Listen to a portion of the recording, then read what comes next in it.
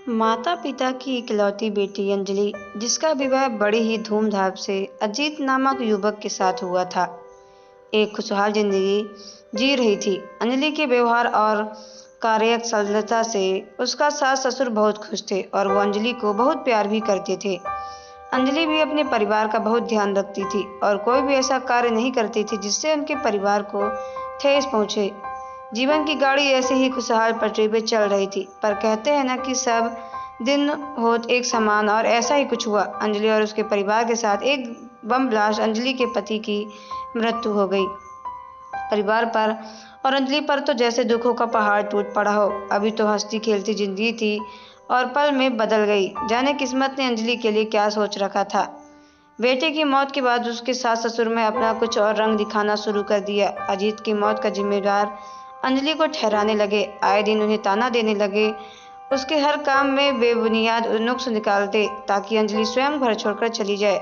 अंजलि अब सास ससुर को फूटी आंख नहीं सुहाती थी, पर अंजलि अपने पति का चौखट छोड़कर जाने को राजी नहीं थी, इसलिए वो सब कुछ चुपचाप सह रही थी।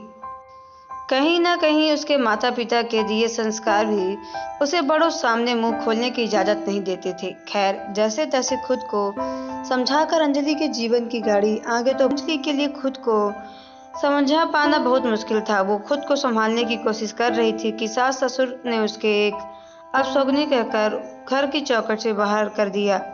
अंजलि खूब गिड़गिड़ाई, रोती बिलखती रही, किंतु इसके सास ससुर पर कोई असर नहीं हुआ। दरवाजा बंद करके वो अंदर चले गए। पूरी रात अंजलि वहीं चौखट पर आंसू बहाती रही। उसे समझ में नहीं आ रहा था तो जाए कहाँ। माता पिता के घर जाती तो उन पर दुखों का पहाड़ टूट पड़ेगा। एक तो आर्थिक तंगी, ऊपर से विधवा बेटी का बोझ। यही सब सोचकर अंजलि के पांव अपने मायके की तरफ नहीं बढ़ रहे थे, किंतु अचानक कुछ ऐसा घटित हुआ। अंजलि का भाग्य कहिए या वक्त का फैसला। जिस रात अंजलि को घर से बाहर निकाला गया था, उसी की अगली सुबह अंजलि की ननद भी देश में अपनी पढ़ाई पूरी करके घर लौटी। अंजलि को इस हालत में देखकर उसकी ननद को बहुत बुरा लगा। वो जोर जोर से चिल्लाने लगी, भाभी उठो ना, क्या हुआ आपको? ऐसा क्यों घर की चौखट पर बेहाल कैसे पड़ी हो? पर अंजलि का तो बुखार से बुरा हाल था, वो कुछ बोलने की हालत में नहीं थी।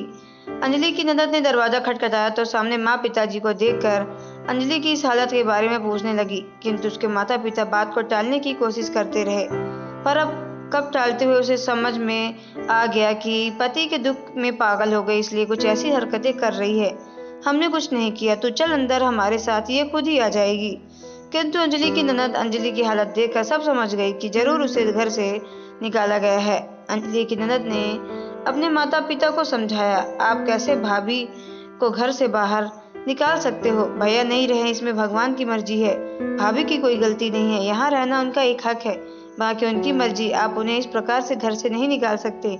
हमारा देश इतना आगे बढ़ गया है और आप लोग उसी दकियत, उसी रीति रिवाजों के सीने लगाए बैठे हैं। जाने हमारा समाज कब इन कुरीतियों से मुक्ति पाएगा। बेटी की बात सुनकर माता पिता ने सोचा, बिटिया तो कुछ दिनों से चली जाएगी, तब तक के लिए हम शांत रहते हैं, इस मनहूस को तो हम बाद में देख लेंगे। मन में यह सोचते हुए उन्होंने अपनी बेटी की को कहा कि जाओ भाभी को अंदर ले आओ।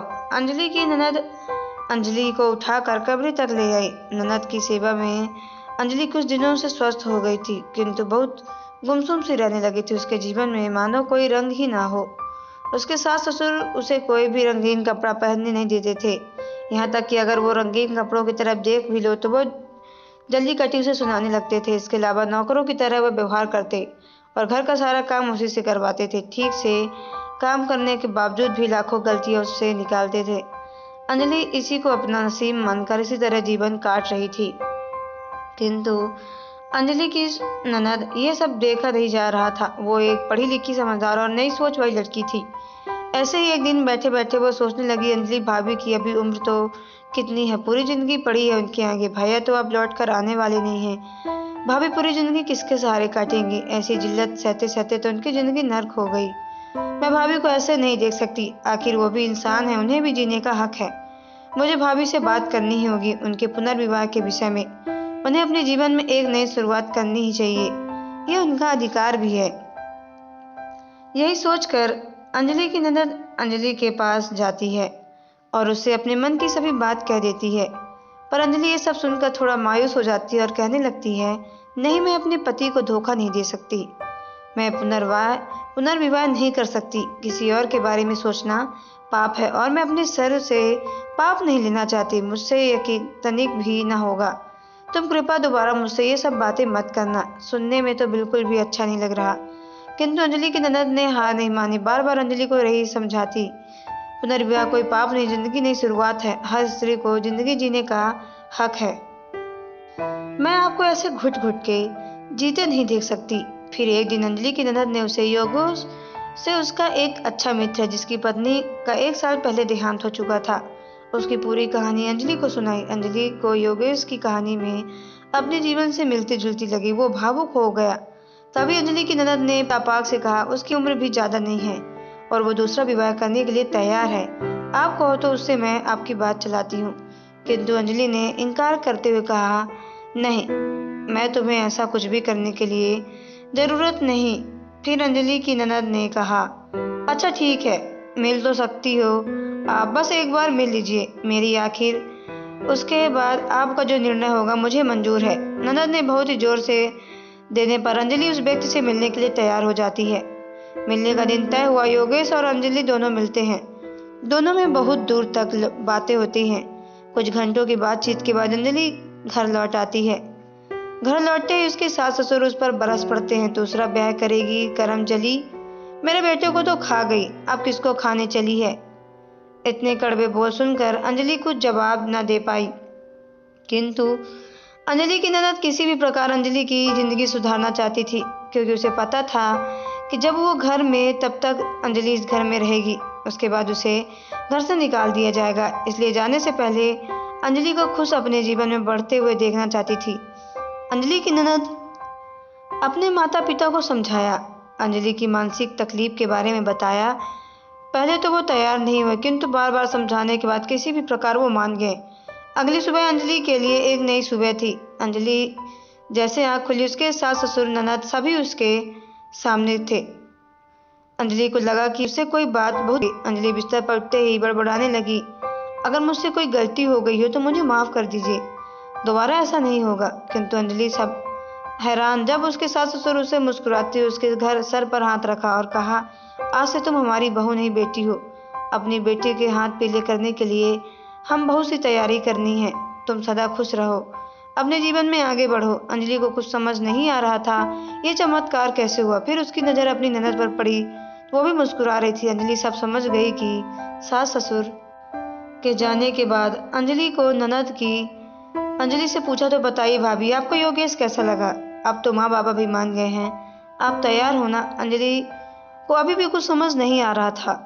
वो समझ नहीं पा रही थी कि कदम उठाए या ना उठाए। पहली शादी के बाद जो हादसा उसके साथ हो चुका था, उससे वह पहले से ही डरी हुई थी। उसके लिए ये खुद को कसूरवार समझ रही थी। लेकिन जैसे ही अंजलि कमरे में बाहर निकली तो माता पिता वहाँ पहले से ही मौजूद थे। ये सब उनकी ननद का किया धरा ही था। उसने अंजलि के माता पिता को सारी बात समझा दी थी और अंजलि के माता पिता की इस पुनर्विवाह के लिए पूरी तरह तैयार थे। सबकी मर्जी और माता पिता के समझाने पर अंजलि इस पुनर्विवाह के लिए राजी हो चुकी। इस कुछ दिनों बाद पश्चात बहुत ही साधारण ढंग से अंजलि और योगेश का पुनर्विवाह हुआ, क्योंकि योगेश और अंजलि दोनों की इच्छा थी।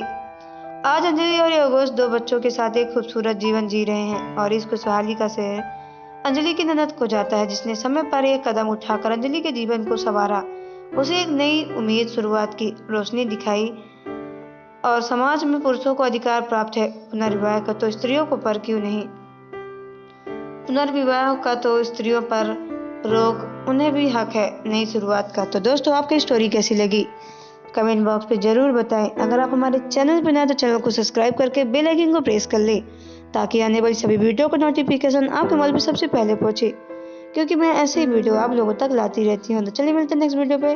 ओके भाई, टेक केयर, तब तक के लिए धन्यवाद।